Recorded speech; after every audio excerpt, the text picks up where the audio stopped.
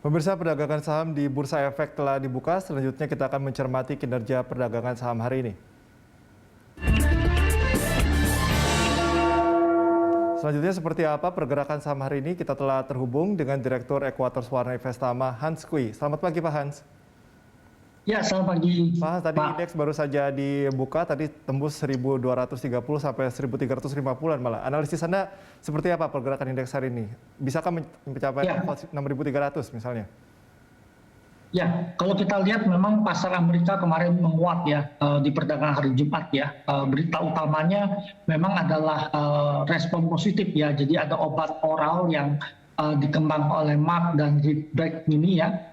Ini bisa menurunkan ya perawatan insentif di rumah sakit dan kematian akibat COVID-19 sampai 50% gitu. Jadi ini menjadi sentimen yang sangat positif sekali gitu ya. Jadi artinya ada satu solusi yang cukup bagus menghadapi pandemi COVID-19 gitu. Nah, kalau kita lihat sendiri, memang akibatnya yang terlihat saham Moderna sendiri turun 11,4% ya. Tadinya orang berpikir bahwa solusi untuk keluar dari pandemi COVID ini kan harus divaksin ya. Vaksinnya harus diulang gitu ya. Nah, dengan ketemunya obat ini gitu ya, jadi orang itu nanti cukup minum obat oral ini gitu ya, dan dia punya potensi menurunkan sampai 50%. Nah, saat ini obat ini memang lagi menunggu izin ya dari Badan POM Amerika gitu. Oke, bicara AS juga, ini kan sedang terancam government shutdown ya, dan juga gagal bayar utang. Ini seberapa besar dampaknya terhadap IHSG? Ya, ini memang jadi perhatian pasar dari pekan lalu dan pekan ini pasti jadi perhatian pasar ya. Jadi Menteri Keuangan Amerika Janet Yellen juga menyampaikan kalau tidak ada perubahan apa-apa gitu ya, tanggal 18 Oktober pemerintah Amerika akan kehabisan dana gitu. Nah, jadi ada dua potensi yang paling penting yang bisa terjadi ya kalau debt ceiling-nya ya, plafon utangnya tidak dinaikkan. Yang pertama adalah pemerintahnya shutdown. Nah, tetapi masalah besarnya ketika di tengah pandemi ini warga kan sangat butuh klaim pengangguran yang pertama. Yang kedua adalah warga sangat butuh juga subsidi fiskal yang selalu diberikan ya, $600 yang diberikan oleh pemerintah gitu. Nah, tapi risiko yang lebih besar adalah potensi default utang Amerika gitu ya, yang kalau dia kehabisan dana mungkin dia nggak bisa bayar gitu. Nah, lembaga Fitch sudah memperingatkan ekonomi ya, pemerintah Amerika bahwa rating AAA yang dimiliki oleh pemerintah Amerika itu bisa turun ya bila mereka tidak melakukan sesuatu yang berarti gitu. Nah, kalau kita lihat per Agustus itu utang Amerika itu udah 28,427 triliun ya US dollar ya, sedangkan ini memang turun ya karena di bulan Juni itu 28,528 triliun, 59 triliun gitu ya. Dan debt ceiling dia ada di 28,4 triliun ya gitu debt ceiling dia. Artinya ini udah hampir sedikit lagi gitu ya. Dan posisi debt Amerika itu 125% dari PDB Amerika gitu. Nah, pernah terjadi waktu pemerintahan Donald Trump Desember 2018 sampai Januari 2019 pemerintah Amerika itu di shutdown ya selama 35 hari akibat dari krisis utang tadi gitu. Jadi ini jadi perhatian besar sekali di pasar terkait dengan debt ceiling. Oke, The Fed ini kan menarik dukungan kebijakan pelonggaran moneter ya di tengah perlambatan pertumbuhan ekonomi global. Ini membuat pelaku pasar juga was-was. Ini bagaimana dampaknya terhadap IHSG? Ya, betul. Ini juga berita yang sangat sentral ya di pasar dari pekan lalu, bahkan mungkin sampai akhir tahun ya kita akan sangat berhati-hati dan menantikan apa yang akan dilakukan oleh Federal Reserve.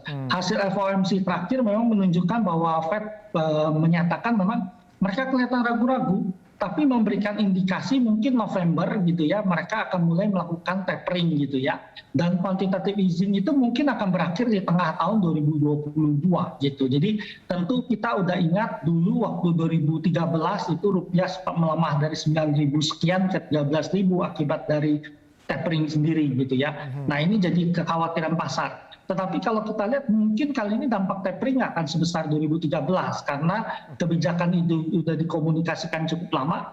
Yang kedua adalah ekonomi Asia cukup kuat gitu ya saat ini ya, termasuk Indonesia gitu ya, dengan cadangan devisa dan kondisi ekonomi yang lebih kuat. Yang ketiga, dana asing itu belum terlalu besar mengalir masuk deras ke pasar kita gitu. Jadi mungkin dampaknya akan tidak selalu sebesar itu.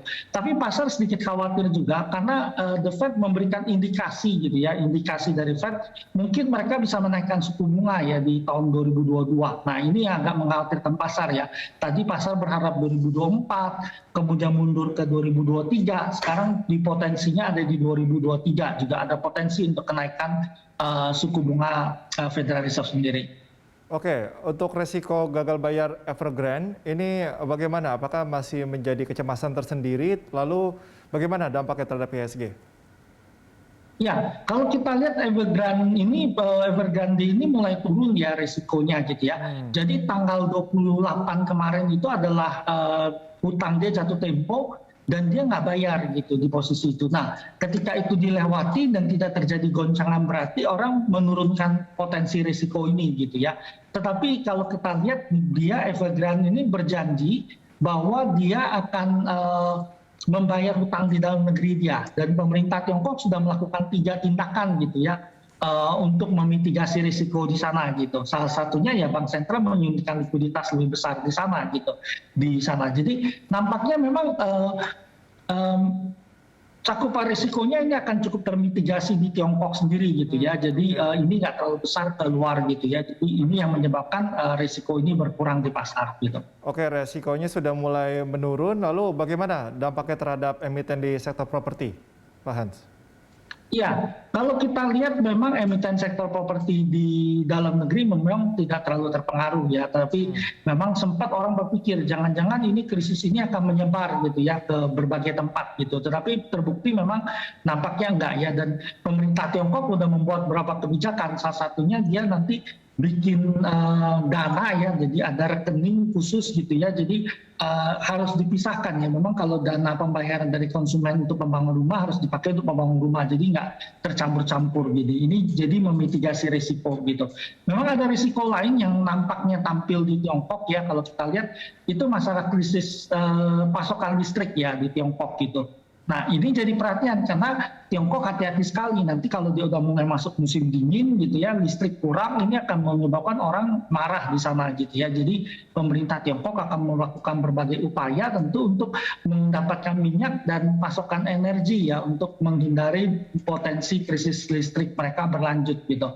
Nah ini yang menyebabkan harga batu bara, harga minyak di dunia itu bergerak naik ke atas ya, karena demand yang kuat diperkirakan dilakukan oleh Tiongkok. Tapi ternyata negara-negara lain juga melakukan penimbunan komoditas gitu ya, jadi mereka membeli komoditas di tengah masalah besar yang ada saat ini, yaitu gangguan pasokan akibat pandemi COVID-19 ya. Ini yang menyebabkan inflasi kita, inflasi global itu naik tinggi gitu. Nah ini yang memaksa bank sentral global ini harus berpikir mau naikin suku bunga atau enggak. Oke, Pak Hans, lalu saham apa saja yang layak untuk dari koleksi hari ini, rekomendasi dari Anda? Ya, ada beberapa saham yang saya rekomendasikan beli ya, kayak BRIS ya, kita rekomendasikan beli ya, karena udah tertekan turun dan ada potensi mulai naik ya setelah sideways 3 hari. Beli di 2000 sampai 2008 gitu ya, cut loss di bawah 1960, target kita 2140 sampai 2180. Kemudian saham dua yang saya rekomendasikan beli juga IMAS gitu ya. Ini ada potensi naik ya. 935 sampai 975, cut loss di bawah 915, target 1015 sampai 1050.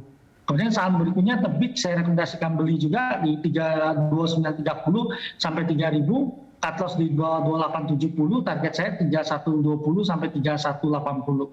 Sedangkan saham Adaro ini udah naik banyak PTBA dan UNPR ya, saya rekomendasikan sell on strength dulu ya.